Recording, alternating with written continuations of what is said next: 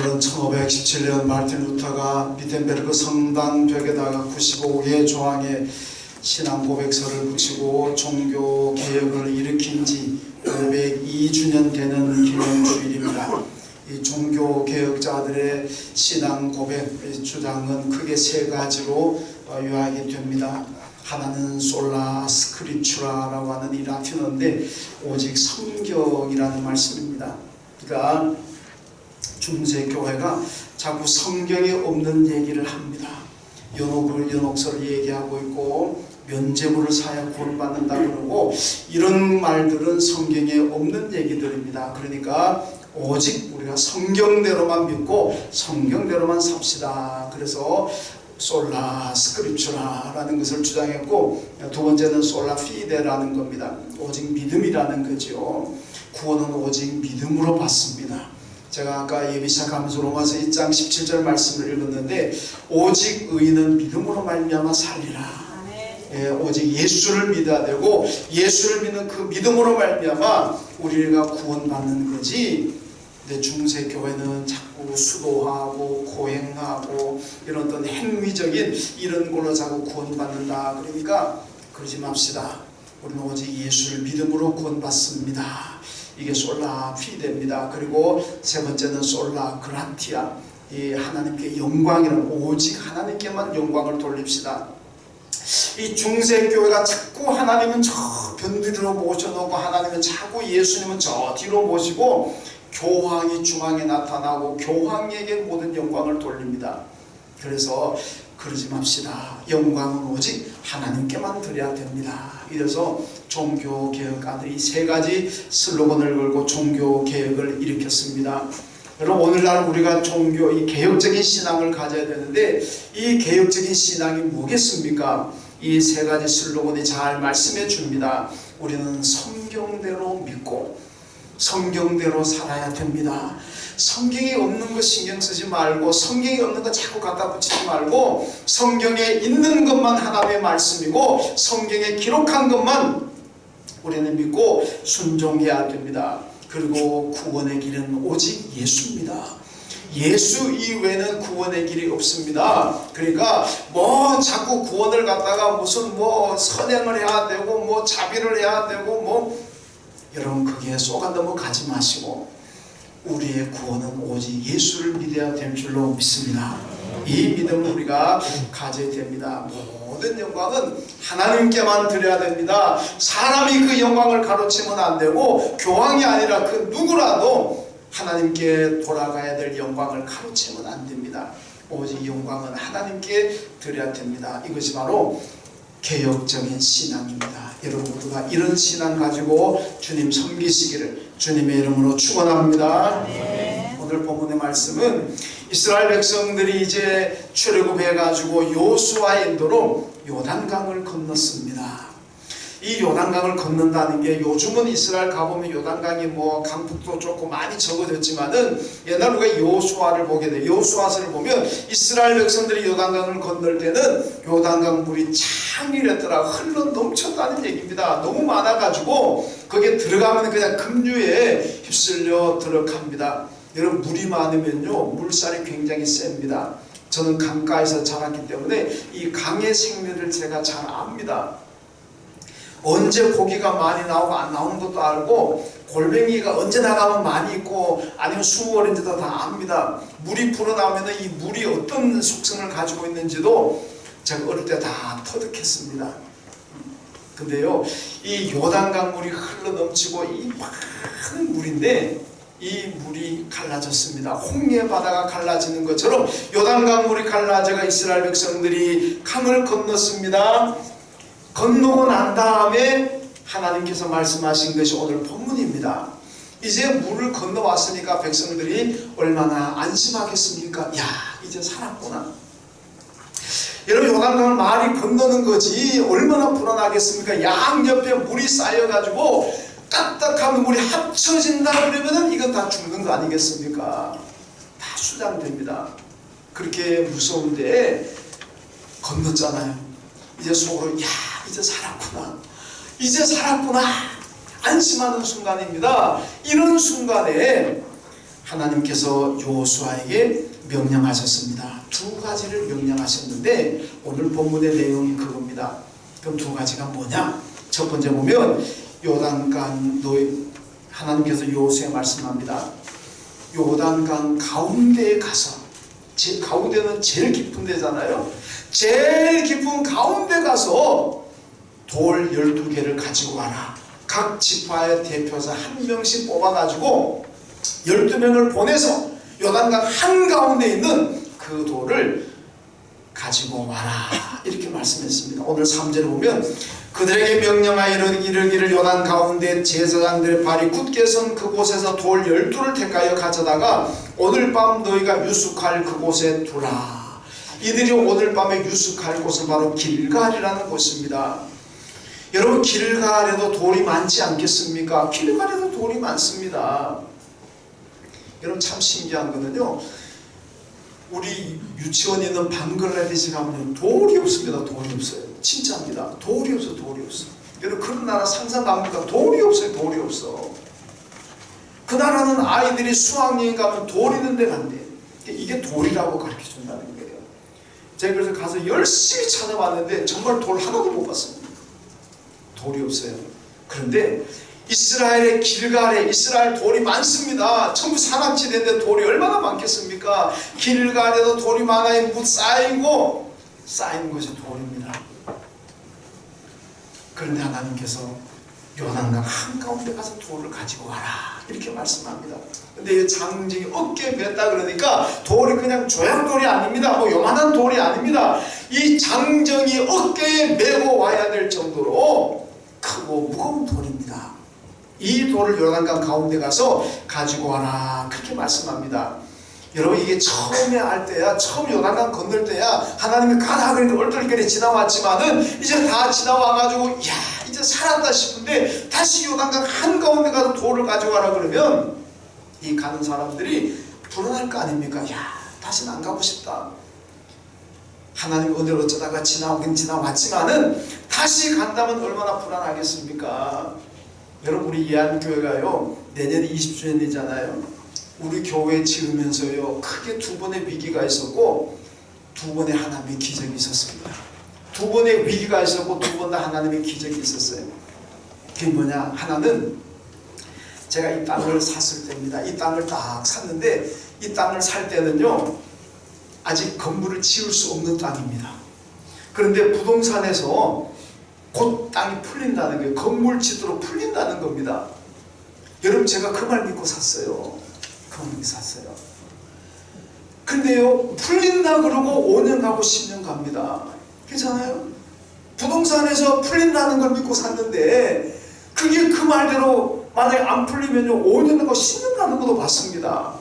제가 이 땅을 교회를 건축하려고 개척하려고 샀는데 만약에 이 땅이 5년 가고 10년 가면 어떻게 될 뻔했습니까? 저는 완전히 목회도 못하고 붕 뜨고 돈은 이미 다 줬고 얼마나 난감하겠습니까? 생각만 해도 아찔하잖아요. 그런데 부동산은 말한 대로 풀렸습니다. 그래가지고 제가 계획한 대로 교회를 지었어요.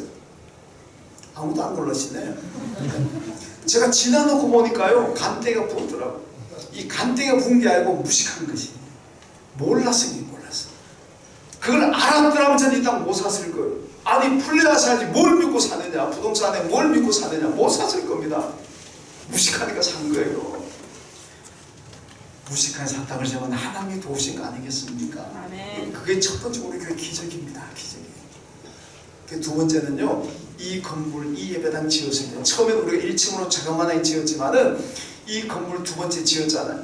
이 건물 지을 때요 우리 교인이요 출석 교인이 20명도 안 됐습니다. 그리고 그때 빚이 2억이 있었습니다. 2억이 빚이 있는 상태에서 이 건물 10억도 갔습니다. 여러분 생각해 이 한 20명도 안 되는 출석 교인 가지고 이 건물 지었어요. 제가 교인들한테요 여러분 건축원금 많이 하지 마세요. 그래서 그때 여기 같이 있던 우리 교인들 여기 다 몇 분 계시지만은 제가 그래서 건축원금 많이 하지 마세요. 건축원금 많이 한다고 해가지고 괜히 그것 때문에 부담스러워가지고 스트레스 받지 말고 10,000원이든 100,000원이든 여러분들이 즐겁게 낼 수 있을 만큼만 하십시오. 제가 그랬어요. 그때 어떤 분이 저한테 그래, 목사님 교회 건축하면서 헌금 많이 하지 말라는 목사님 보다 처음 봤습니다. 저한테 그러더라고요. 그러니까요, 헌금도 많이 하지 말라 그러지. 근데 비전이 여기 있지. 건물은 10억짜리지. 얼마나 어렵고 힘들겠습니까? 근데요, 하나님이 다 하게 하셨습니다. 지금 생각해보면은요, 하나님의 기적입니다. 이걸 어떻게 했을까? 만약에 지금 그때는요, 제가 몰랐습니다. 저는 그냥 목사 집안에 태어나가지고 그냥 평생 그냥 목사한다고 생각했기 때문에 일반 경제 돌아가는 걸 잘 모릅니다. 그냥 무식하니까 그냥 믿습니다로 간 거예요. 그러니까 하나님께서 저거 봐라, 저렇게 무식하게 들이미는데 내가 안 도와주면 저 예안교 부도나겠구나. 그래, 하나님이 어쩔 수 없이 날 도와준 것 같아요. 우리를 도와주셨어요. 제가 무식하니까. 근데 정말 기적이잖아요. 지나고 보니까 아찔한 거예요. 지나고 보니까 큰일 날 뻔했구나. 지금 만약에 다시 예안교회 그 과정 똑같은 상황에서 이렇게 목회하라고 교회 지으라 그러면요, 저는 하나님께 뭐라 그럴 것 같아요? 하나님 이제는 못하겠어요. 그때는 제가 뭘 몰라서 뭘 모르니까 주여 믿습니다라고 갔지만은 이제는 이 상황을 아니까 건축도 알고 재정적인 상황도 아니까 이제 하라 그러면 하나님 저는 못하겠습니다. 다른 사람 시키세요. 그렇게 얘기할 것 같아요. 왜? 그 과정이 힘들고 굉장히 위험했습니다. 다 하나님 은혜고 기적으로 여러분 지나왔습니다. 그러니까 여러분 우리 교회 보시면은요, 자재를 좀 좋은 거 쓰지, 그런 부분도 있을 겁니다. 근데 누구는 좋은 거 쓸 줄 몰라가 안 썼겠습니까? 교인 20명도 안 되는 교인하고 10억짜리 지었는데 재정적으로 얼마나 힘들겠습니까? 사람들은 우리 교회를 보고 어떻게 생각할지 모르지만 저는 이 교회를 바라보면요, 늘 감사해요. 하나님의 기적적인 축복이거든요. 그러니까 남들이 어떻게 하든지 말든지 저는 이 성전을 바라볼 때마다 너무너무 감사하죠. 여러분, 이스라엘 백성들이 바로 그렇습니다. 다시 가라 그러면 얼마나 힘들겠습니까? 그런데도 불구하고 하나님께서 가운데가 돌을 가져다가 여기 세우라는 거예요. 왜 그렇습니까? 그 돌을 볼 때마다 하나님의 기적적인 도움, 하나님의 축복을 항상 기억하라는 말씀이에요. 제가 이 예안교회를 바라볼 때마다 하나님의 도움이고 하나님의 기적을 감사하는 것처럼 이스라엘 백성들은 요단강 한가운데 돌을 바라볼 때마다 하나님의 섭리와 하나님의 도우심과 하나님의 축복을 언제나 기억하고 감사하라. 그런 의미에서 요단강 가운데 돌을 가지고 와서 세우라, 그렇게 말씀하신 거예요. 21절과 22절 말씀 보면 후일에 너희 자손들이 이 돌의 의미를 물을 것이다 하고 말씀합니다. 그러면서 만약에 후일에 너희 자손들이 이 돌의 의미가 도대체 뭡니까? 그렇게 묻는다면 너희가 이렇게 대답하라. 하나님께서 도우시고 하나님께서 역사하셔서 우리가 이 요단강을 건너왔다. 그래서 그것을 기념하는 돌이라, 이렇게 후손들에게 알려주라는 말씀이에요. 나도 그렇고 후손들도 그렇고 하나님의 은혜인 것을 언제나 기억하라는 그 메시지입니다. 여러분, 자녀들이 여러분의 부모님들을 보면서 엄마 아버지가 어떻게 공부를 그렇게 잘하셨습니까? 그렇게 묻는다면 여러분 뭐라 그러겠습니까? 엄마 아빠는 어떻게 그렇게 유능하십니까? 그렇게 능력도 많으십니까? 엄마 아빠는 어떻게 서로 사랑하시고 그렇게 이렇게 우리 가정을 행복한 가정을 이루십니까? 어떻게 회사에서 그래 승진도 잘하십니까? 만약에 우리 자녀들이 그렇게 묻는다면 여러분 뭐라고 대답하십니까? 그거야 내가 원래 공부 좀 잘 머리가 좋거든. 그거야 내가 능력이 좀 많거든. 내가 얼마나 연구하냐. 내가 치밀하게 준비하고 인맥관계가 훌 뛰어나고 그런 거지. 여러분 그렇게 대답하시겠습니까? 그러면 안 된다는 겁니다. 어떻게? 다 하나님의 은혜다. 다 하나님 은혜고 내가 예수의 이름으로 기도하니까 하나님께 나를 축복하신 거지. 하나님의 축복으로 내가 우리 가정이 행복하고 하나님의 축복으로 우리가 건강하고 하나님의 축복으로 내가 공부도 잘했고 하나님의 축복으로 능력도 발휘할 수가 있고 모든 것이 하나님의 축복이란다. 이렇게 말씀해야 되잖아요. 한 번만 아멘하시네. 그걸 물으면 다 내가 잘나서라고 그렇게 대답하시겠습니까? 그러면 안 됩니다. 하나님의 도우심이고 하나님의 축복이라는 것을 우리 자녀들에게 가르쳐줘야 될 줄로 믿습니다. 이것이 바로 오늘 본문이 우리에게 주는 메시지입니다. 묻거든 하나님의 도움이라고 얘기해줘라. 여러분의 자녀는 누구든지 간에 우리의 삶에 대해서 물으신다면 다 하나님과 내고 축복이다. 예수 덕분이다. 이것이 우리의 고백이고 대답이 되어야 될 줄로 믿습니다. 창세기 35장 보면요, 야곱이 하란에 20년 생활을 청산하고 이제 돌아옵니다. 돌아오다가 베델에 왔는데, 베델에 왔을 때 하나님께서 야곱에게 말씀하셨습니다. 야곱아, 이제 일어나 다시 베델로 올라가라. 여러분, 야곱과 베델이 무슨 관계가 있습니까? 야곱이 형 에서 때문에 도망갈 때요, 밤이 되어가지고 베델에 왔습니다. 혼자 왔습니다. 돌을 베개하고 누워 잡니다. 얼마나 춥고 얼마나 무섭겠습니까? 혼자인데, 나이도 어린데 소년인데. 그때 잠을 자는데 꿈을 꿨습니다. 꿈에 보니까 사닥다리가 땅에 하늘까지 닿았는데 천사들이 오락내락하고, 거기서 하나님께서 야곱에게 약속하십니다. 야곱아, 걱정하지 마라. 내가 너와 함께 할 것이다. 내가 어디로 가든지 내가 너를 도와줄 것이고, 내가 안전하고 건강하게 정말 부자가 되어가지고 돌아올 것이니까 걱정하지 마라. 야곱이 잠을 깼습니다. 꿈이잖아요. 그래서 자기가 베개했던 돌을 세워놓고, 하나님, 나를 만약 하나님 약속하신 대로 나를 안전하게 돌아오게 하신다면 내가 하나님께 영광을 드려 하나님 잘 섬기겠습니다. 요즘 말로 예배드린다는 겁니다. 그런 곳에 이제 20년 만에 거부가 되어서, 그때 이제 갈 때는 혼자였지만은 이제는 아내도 있고 자식들도 있고 큰 부자가 되어가지고 돌아옵니다. 근데 하나님 왜 다시 베델로 올라가라 그랬겠습니까? 잊어버렸을까? 20년 세월 지나는 동안에 그때는 아쉬워가지고 하나님에 달리다가 이제 뭐 부자죠, 가족도 생겼죠, 종들도 많죠, 뭐 아쉬울 게 뭐 있겠습니까? 잊어버리고 지낼까봐. 그리고 또 한편으로는 자기가 지금 부자가 되고 성공한 것이 자기가 능력 많아서 된 걸로 착각할까봐 다시 베델로 올라가라. 그래서 야곱 베델로 올라가서 다시 한번 하나님의 그 약속, 하나님의 축복을 기억하잖아요. 그래서 하나님께 감사하는 모습을 보여주고 있습니다. 여러분, 길갈도 마찬가지입니다.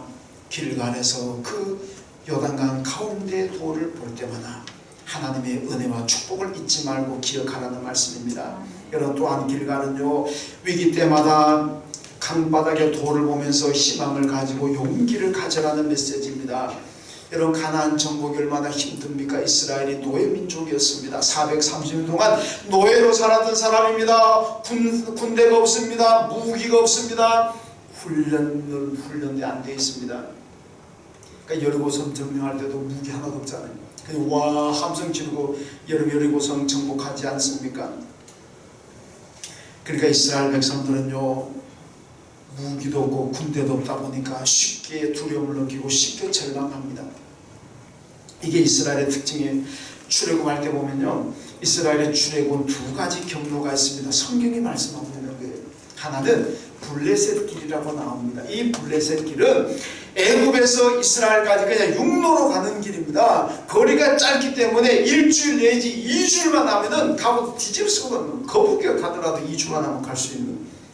이건 조금 과장됐습니다만, 좀 과장하면 거북이가 가도 2주 하면은 갈 수 있는 그런 육로가 있습니다. 물론 지금은 수에즈 운하가 뚫어져 가지고 이제는 운하가 있지만은, 그러나 지금도 수에즈 그 밑으로 보면요, 도로가 뚫려 있습니다. 그러니까 뭐 육로로 갈 수 있지만은, 어디가나 옛날에는 이 출애굽할 당시에는 육로입니다. 2주일만 하면 갈 수 있습니다. 얼마나 쉽습니까? 그런데 이스라엘 간 길은요, 홍해를 건너고 요단강을 건너는 광야 길입니다. 시내 광야 길입니다. 얼마나 멀고 얼마나 힘들겠습니까? 그런데 하나님께서 왜 그 짧은 단시간에 갈 수 있는 블레셋 길을 하나님께서 인도하지 않고 홍해 건너서 광야 길을 가도록 했겠습니까? 성경에 보면 그 원인을 딱 말씀합니다. 어떻게 말씀하는지 압니까? 이스라엘은 겁이 많은 민족이다. 겁이 많아서 블레셋 길로 가게 되면 국경에 다다르게 되고, 국경에는 애굽의 국경 수비대가 있습니다. 이 국경 수비대 만나고 군인들을 보게 된 이스라엘이 겁을 먹고 다시 돌아가려고 그러니까, 다시 우리는 군인들한테 죽기 싫다, 다시 애굽으로 돌아가자, 종으로도 괜찮으니까 애굽으로 돌아가자, 이렇게 돌아갈 거라는 겁니다. 그래서 하나님께 이 겁 많은 민족이기 때문에 국경 수비대를 피해서 홍해를 건너게 만드셨다, 그렇게 말씀하고 있습니다. 여러분, 그런데서 이 광야길을 갔지만 하나님께서 늘 함께 하셨습니다. 이스라엘 백성들은요, 편한 길을 못 가고 홍해 가는 이 광야길을 갔습니다만 하나님의 도우심으로 어떤 간에 잘 갔습니다. 여러분, 우리가 이 길가, 오늘 본문의 말씀한 길가는 이스라엘 이 겁많은 민족들에게 하나님께서 용기를 주고 담대함을 줬습니다. 길가 안에서 이 돌을 볼 때마다 하나님의 함께 하심을 보게 되고 희망과 용기를 가졌다는 말씀입니다.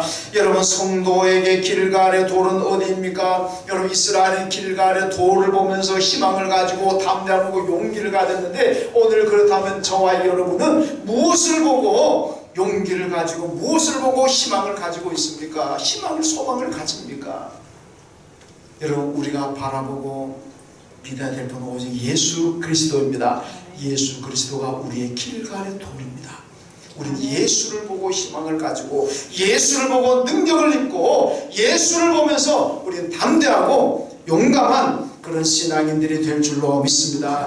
여러분, 중세 종교개혁시대에 이 개혁자들이 얼마나 박해가 심하고 순교자들이 많이 양상됩니다. 이런 가운데서 절망할 수가 있고 용기를 잃을 수가 있지만은 어디에서 그들이 힘을 얻고 용기를 얻었습니까? 예수 그리스도입니다.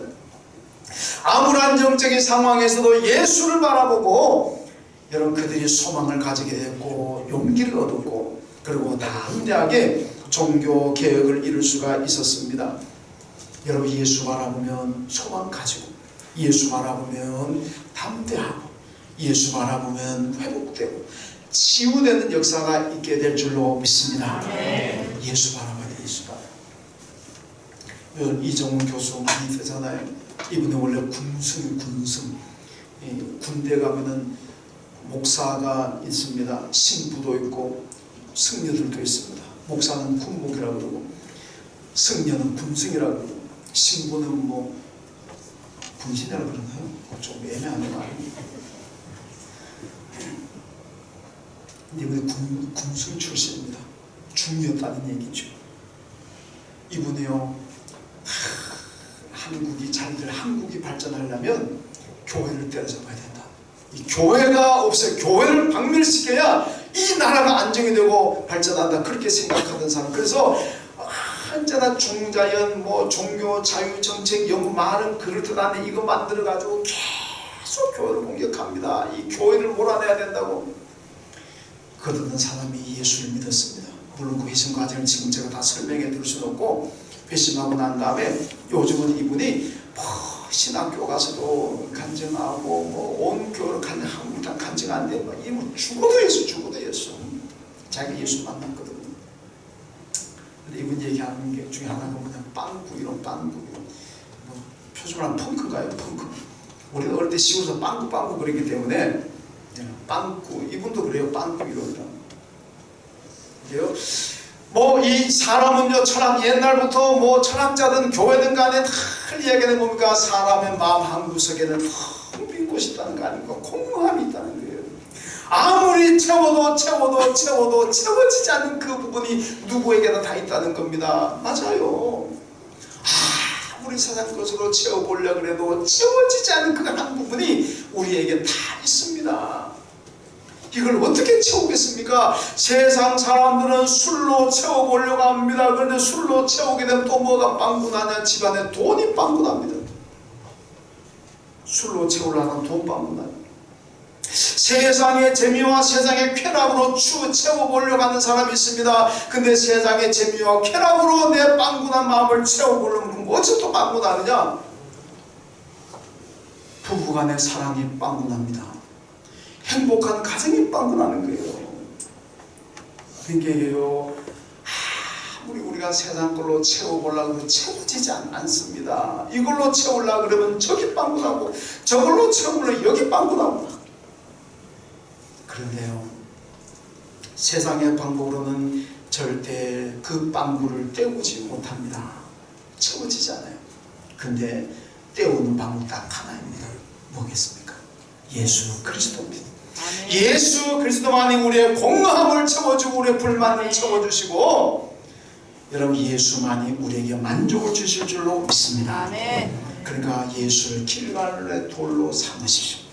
이스라엘이 길갈의 돌을 바라볼 때마다 하나님의 은혜를 기억하고 하나님의 도심에 감사하고, 그 길갈의 돌을 바라볼 때마다 소망을 가지고 능력을 받고 담대했던 것처럼, 우리가 여러분 예수를 바라볼 때에 여러분 예수로 말미암아 우리가 담대하고 소망을 가지고 예수를 바라볼 때마다 나를 위해 십자가에 죽으신 그 주님의 은혜를 생각하면서 감사하게 될 줄로 믿습니다. 그 예수 바라볼 때 우리의 풍성한 마음이 다 채워지게 될 줄로 믿습니다. 그 다음에 또 하나는요, 왜 길갈에 세우라고 하셨을까요? 19절과 20절의 말씀 보면은 첫째 달 10일에 백성이 요단에서 올라와 여리고 동쪽 경계 길갈에 진침해 여호수아가 요단에서 가져온 그 12돌을 길갈에 세우고. 여러분 길갈이라는 것은요, 히브리어 갈라라는 말을 유래했습니다. 갈라라는 말이 뭐냐? 지나간다는 의미입니다. 굴러간다는 의미입니다. 이스라엘이 지금 애굽에서 나왔습니다. 애굽에서 당하는 고통과 애굽에 당하는 그 수치가 이제 길갈에 와서 다 굴러간다, 지나간다는 얘기입니다.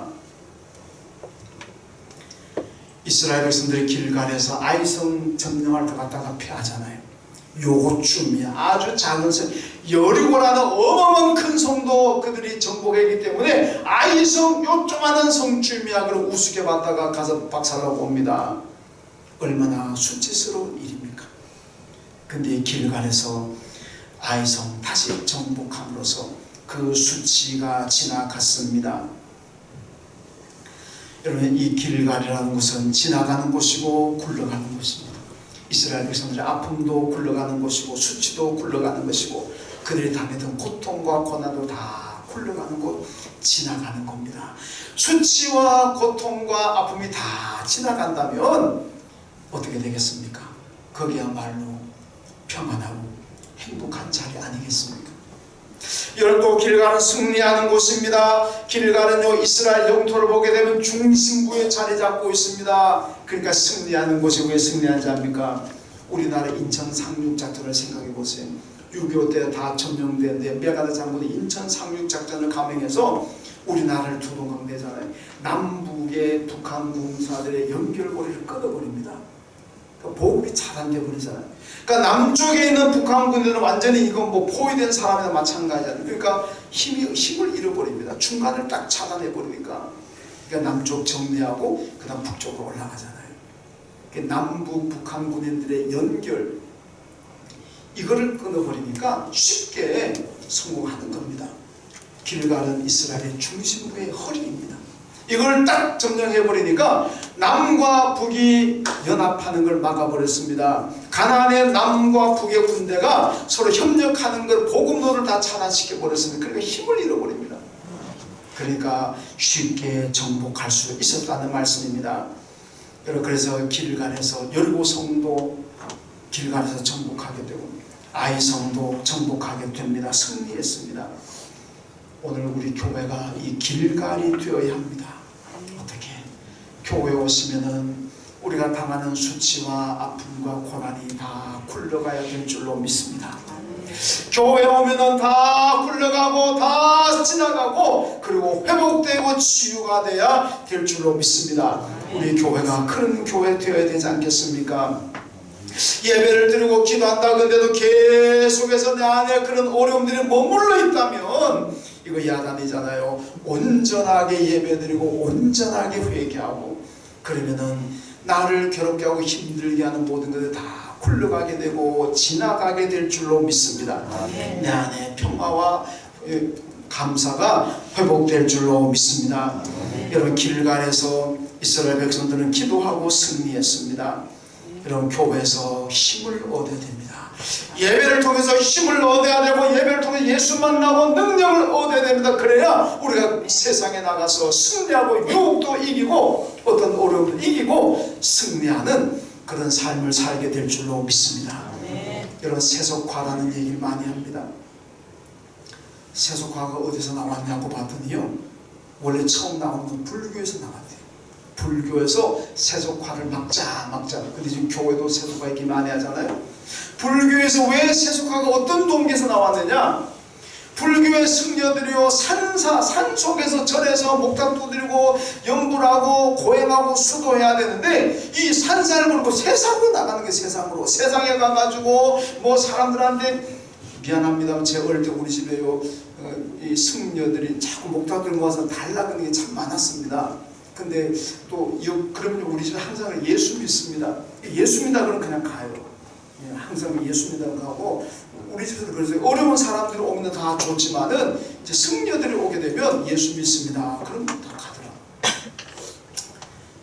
근데 이 승려들이 산사에서 고행을 하고 돌을 닦아야 되는데 이 산사를 그러고 세상에 나와가지고 사람들 만나려고 그러고 뭐 자꾸 달라고 그러고, 이게 불교에서 세속화라는 겁니다. 여러분, 그렇다면 우리 교회 입장에서 그럼 세속화가 뭘까? 그럼 반대죠, 반대. 교회는 반대로 이 세상을 버리고 산속으로 들어가서 기도에 들어가고 무슨 수양도 수도에 들어가가지고 거기서 나 세상에 어떻게 되든지 말든지 나만 경건하게, 나만 말씀 붙잡고, 나만 기도하고, 나만 깨끗하면 되고, 그렇게 생각하고 사는 사람들, 이게 세속화라는 겁니다. 우리 이름팀들 왔다 갔다 하지 말고 거기서 항상 가만히 이름팀장 잘 교육하세요. 예배는 처음부터까지 같이 드려야 됩니다. 중간에 왔다 갔다 하면 안 돼요. 여러분, 교회, 그렇게 보면 교회 세속화라는 건 뭐냐?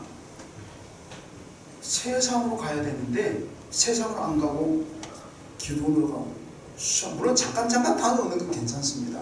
그건 괜찮은데 아예 뭐 수도 들어가가지고 뭐 수도한다 그러고, 그게 교회로 세속화라는 거예요. 여러분, 교회는 뭐냐? 교회는 세상으로 가야 됩니다. 예수의 사랑 가지고, 예수의 복음을 가지고, 구원의 소식을 가지고 우리는 세상 속으로 들어가서 세상에 부딪혀야 됩니다. 세상을 그래서 기독교화 시켜야 되고 복음을 전해야 될 줄로 믿습니다. 이게 교회라는 겁니다. 여러분, 개혁이 뭡니까? 개혁은요, 세상으로 가는 거예요. 세상 가는 것이 힘든다고 그 세상을 버리고 산소로 들어간다면 이거는 안 된다는 겁니다. 이게 세속화라는 겁니다. 건강한 교회와 건강한 교인들은 복음 가지고 세상으로 갑니다. 그 자리가 힘들고 고난이 오고 순교의 죽음의 위험이 올지라도 복음 들고 세상으로 가는 것이 바로 교회고 성도라는 겁니다. 여러분, 산속에는 방해물이 없지만은 세상은요, 세상으로 나가게 되면 방해자들도 많고 걸림돌도 많고 어려움도 참 많습니다. 그래도 가야 됩니다. 예수님께서 뭐라고 그럽니까? 전도대 파송하시면서 내가 너희를 보내는 것은 양을 이리 가운데로 보냄과 같다. 그러므로 너희들은 뱀같이 지혜롭고 비둘같이 순결하라, 그렇게 말씀하지 않습니까? 여러분, 양을 이리 가운데 보내, 그 양이 삽니까? 100% 죽습니다. 양이 가만히 있어도 이리가 와서 양 뜯어 죽이는데, 그 양을 이리 가운데로 보내면 이리가 뭐 가만두겠습니까? 당장 다 먹고 삼키지요. 예수님께서 전도대 파송하시면서 내가 너희를 보내는 것이 죽음의 현장으로 보내는 것 같다, 이 말씀이잖아요. 그러니까 거기서 살아남으려면 주님 의지하라, 그 말씀입니다. 여러분, 수도원, 중세시대 수도원 운동이 많이 일어납니다. 수도원이 왜 물론 수도원이 여러가지 긍정적인 측면도 있습니다만은 기본적으로 수도원은 들어가서 누가 들어갔냐, 뭐 베네딕트니 이런 사람은 초창기 수도원도 일으킨 사람들이요, 교회 꼴 보기 싫다는 겁니다. 사람도 꼴 보기 싫고 타락하고 변질해가 세상도 꼴 보기 싫고, 이거 다 꼴 보기 싫으니까 나는 안 보고 살겠다 그러고 산속에 들어가가지고 수도 만들고 거기서 그냥 먹고 자고 거기서 그냥 지내는 혼자의 경건이잖아요. 자기 혼자는 경건 생활할 수가 있고 자기 혼자는 영적으로 맑아질 수 있을지 모르지만은 이 세상에 누가 감당합니까? 여러분, 수도원은요, 또 제가 그리스 갔을 때 수도원 여러 개를 한번 가보았는데, 수도원의 특징이 뭐냐면요, 사람들이 쉽게 접근할 수 없는 데 지어요. 이 절벽 낭떠러지 같은데, 예, 그 절벽에다가 지어요. 그럼 사람들이 어떻게 어떤 수도원을 갔더니요, 거기는 그냥은 못 올라가요. 밧줄 타고 올라가, 밧줄 타고 올라가. 물론 요즘은 뭐 관광지로 해가지고 이게 다 가는 거리를 만들어 놨지만은, 옛날에 그 얘기 들으니까요, 그냥 줄 매다가 그거 타고 올라가는 게 수도원.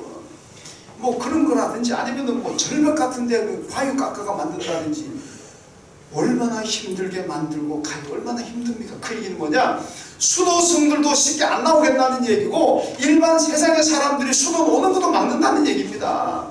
나도 안 갈 테니까 너희들도 오지 말라는 얘기입니다. 그건 뭐냐? 인간과 담 쌓고 그냥 나 혼자 경거자라고, 나 혼자 수도니 기도하고 내 영성만 그냥 키우겠다, 뭐 그런 뜻 아니겠습니까?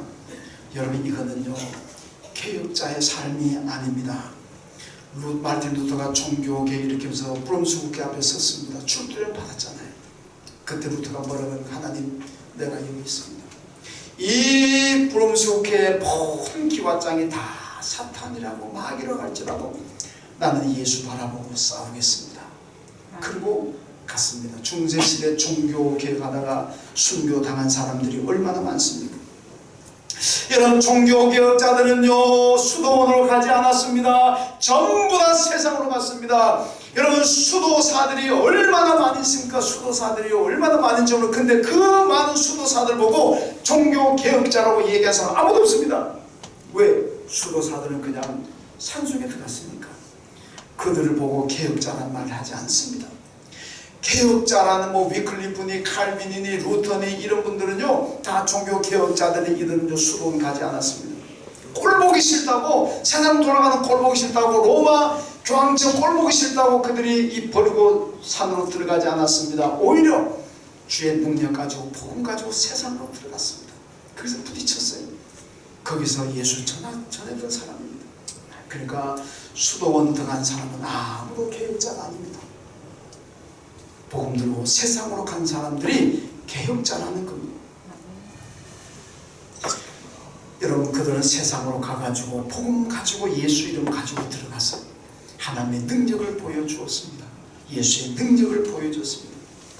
우리가 능력을 가져야 됩니다.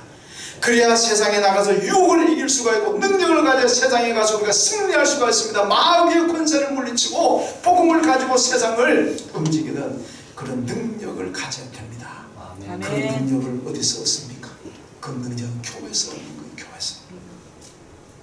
에스겔의 환상 가운데 보면요, 그런 환상이 있습니다. 장차 이스라엘이 바벨론 포로지에서 돌아가게 되면은 한 도시를 건설하게 되는데, 그 도시의 맨 중앙에 성전이 서 있고, 이 성전을 중심으로 12개 지파가 딱 차리하고 있는 그런 환상을 에스겔이 보게 됩니다.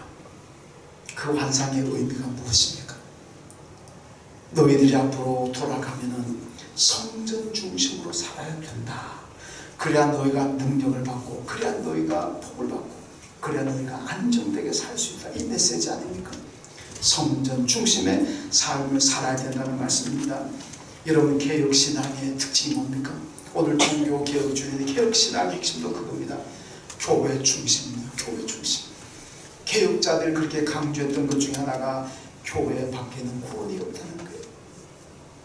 교회 중심으로 신앙생활할 때만이 여러분, 우리가 능력을 받게 될 줄로 믿습니다. 아멘. 교회에 가니까 목사도 보기 싫고 교인들도 보기 싫고 한국교회가 타락했고 편질됐으니까 꼴도 보기 싫다. 나는 교회 안 가겠다. 그럼 되겠습니까? 그렇다고 교회를 버려야 됩니까? 그런 마음이 있다면 교회 와가지고 기도하고 고쳐 개혁해야 할 생각해야 되지. 개혁해야 됩니다. 개혁해야 됩니다. 여러분, 교회는 길갈과 같습니다. 이 이스라엘 백성들이 길갈에서 하나님의 능력을 입고, 여러분, 길갈에서 승리했던 것처럼 길갈에서 모든 고통과 아픔과 수치가 그냥 흘러가고 지나가는 것처럼 이 교회를 통해서 하나님은 우리의 고통을 지나가게 하시고 우리 아픔과 수치와 상처를 다 싸매주시고 지나가게 하신 줄로 믿습니다. 이 교회를 통해서 하나님 우리가 능력 주셔서 그 능력 가지고 우리로 하여금 세상을 이기게 하시고 모든 것을 극복하고 언제나 승리하는 그런 삶을 살게 하실 줄로 믿습니다. 교회가 여러분의 믿음과 삶의 중심 되시기를 주님의 이름으로 축원합니다. 하나님 감사합니다. 오늘도 종교개혁주를 맞으면서 주님 우리가 말씀 주셨습니다. 언제나 우리의 신앙이 잘못되고 변질되었다면 고치게 하시고 개혁하는 신앙인들 되게 하여 주옵소서. 길갈 이스라엘에게 영광이 되고 승리가 되고 모든 어려움이 굴러간 것처럼 우리 교회에 나오는 모든 성도들이 아픔과 상처와 힘든 것들 다 지나가는 자리가 되게 하여 주시고 이 교회에서 능력 없고 하나님 세상에 나가서 언제나 승리할 수 있는 저희가 되게 하여 주옵소서. 예수님의 이름으로 기도하옵나이다. 아멘.